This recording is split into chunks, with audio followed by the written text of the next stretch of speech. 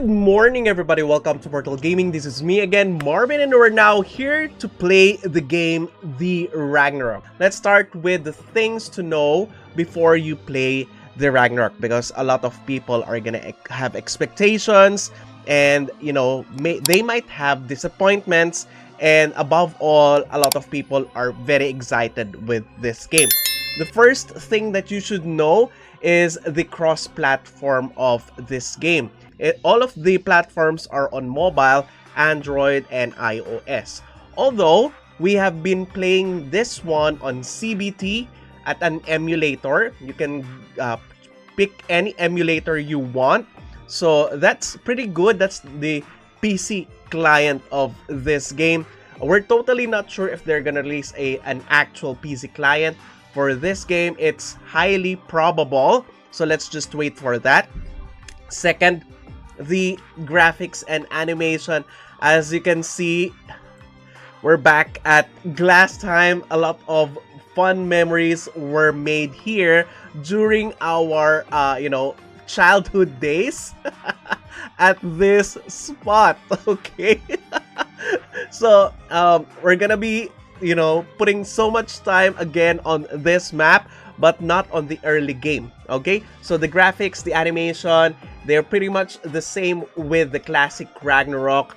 The only difference is that in terms of the release of the damage, it's different.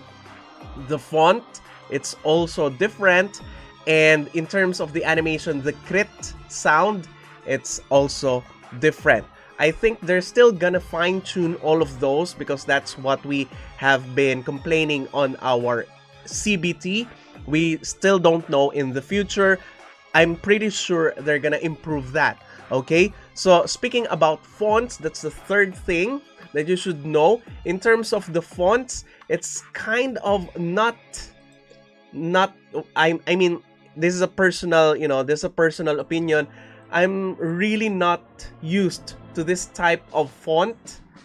I don't like it, but maybe they're also gonna, fine-tune that. One of the big reasons why this font is like this is because it's the same font that they used to, from the Korean server. And considering that the Korean font or the Korean texts would be pretty much apart from each other, and it's kind of short than the English font, then if you directly translate it into English, it's gonna have, a lot of spaces with it. So that's my thought about it. Number 4, the first 6 job classes are released here. The alternative classes are still not yet released on the CBT. We still don't know if they're gonna release it at once on the OBT. But as of the moment, the usual hunter, wizard, knight, priest, blacksmith, and assassin are the ones that are released in what we have played. Although when you get to level 40, for example, you're an acolyte, we get to level 40, there is a window that will pop up for you to choose between a monk or a priest.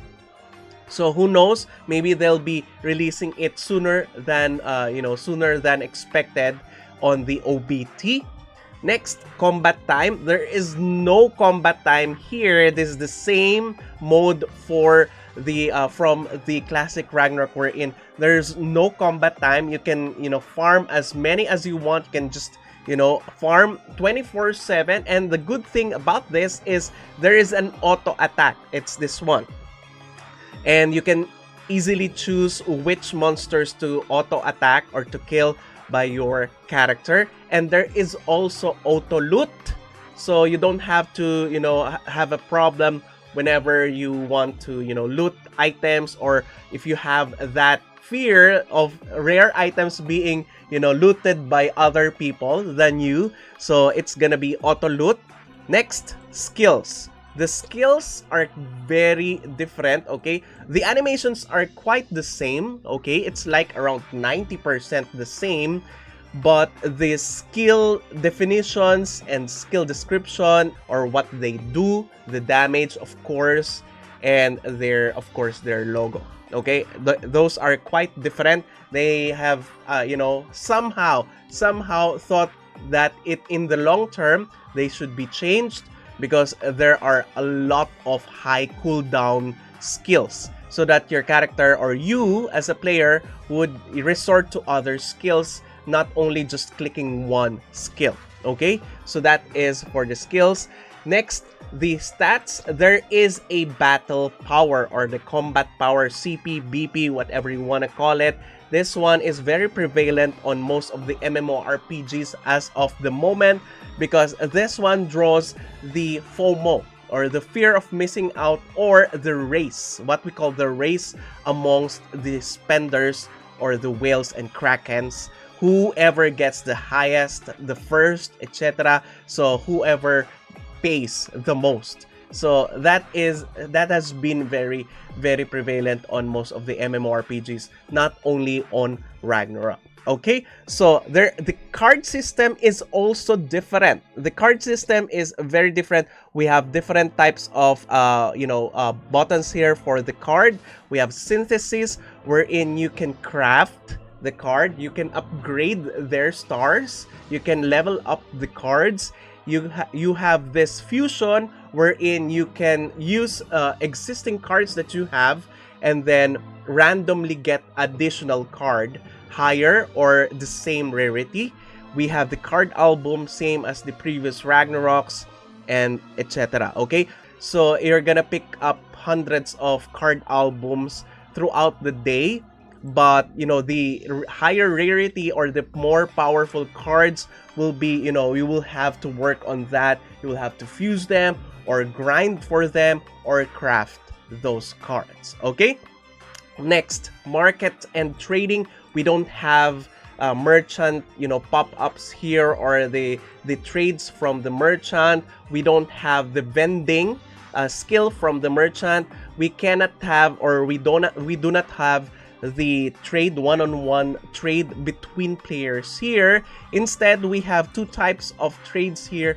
We have the market trades, we have the shop here, and those are where you're gonna get your cards or your weapons or gears. Now, you can also use this trading market so that you could exchange from your alternative characters, but we'll talk about that in the next videos. Okay, next, War of Emperium.